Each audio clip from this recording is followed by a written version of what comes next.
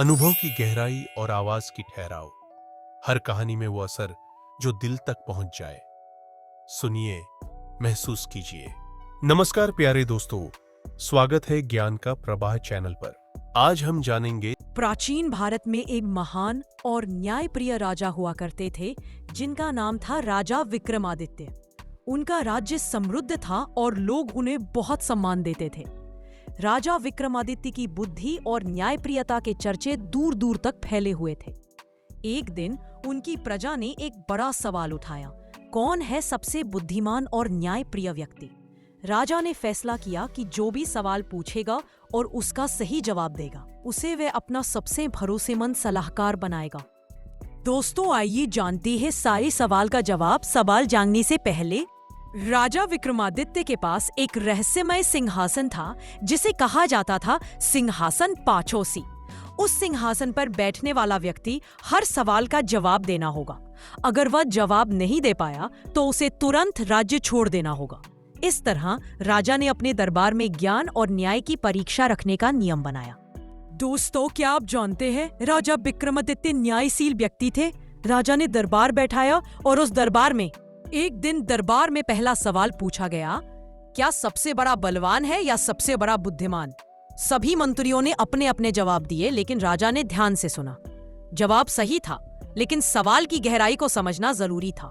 राजा विक्रमादित्य ने खुद जवाब दिया, सबसे बड़ा बलवान और बुद्धिमान वह है जो अपने मन को जीत ले।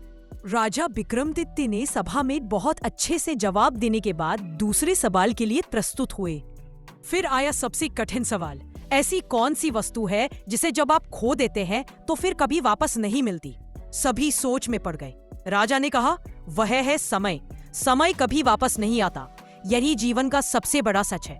राजा विक्रमादित्य ने घोषणा की कि जो भी सिंहासन की परीक्षा पास करेगा उसे वे अपना प्रमुख सलाहकार बनाएंगे।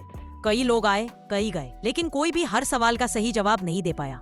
सिंहासन पर बैठना आसान नहीं था। राजा विक्रमादित्य ने सभा में हर सवाल का जवाब दे रहे थे। उस समय सभा में एक दिन एक अज्ञात युवक दरबार में आया। वह सरल और शांत था।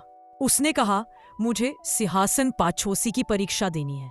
सभी आश्चर्यचकित थे, लेकिन राजा ने उसे मौका दिया। युवक ने हर सवाल का जवाब न सिर्फ सही दिया, बल्कि अपने उत्तरों में जीवन के गहरे दर्शन को भी शामिल किया। उसने बताया कि बुद्धि और दया दोनों जरूरी हैं। खुशी बांटना ही सबसे बड़ा बल है और समय को व्यर्थ नहीं करना चाहिए। राजा और दरबार के सभी लोग उसकी बुद्धिमत्ता से मंत्रमुग्ध हो गए। दोस्तों, इससे हमें पता चलता है कि बुद्धि, विवेक, दया, इंसान के ऊपर होना और समय का सदुपयोग करना बहुत ही आवश्यक है। राजा ने युवक से उसकी पहचान पूछी। युवक मुस्कुराया और कहा, मैं वह हूँ जो हमेशा सच्चाई और न्याय की राह पर चलता हूँ। राजा ने उसे अपना प्रमुख सलाहकार बनाया और सिंहासन पाचोसी की परीक्षा पूरी हुई। यह कहानी हमें सिखाती है कि ज्ञान, न्याय और दया से बड़ा कोई बल नहीं। राजा विक्रमादित्य और सिंहासन पाचोसी की यह कथा सदियों से प्रेरणा देती आ रही है।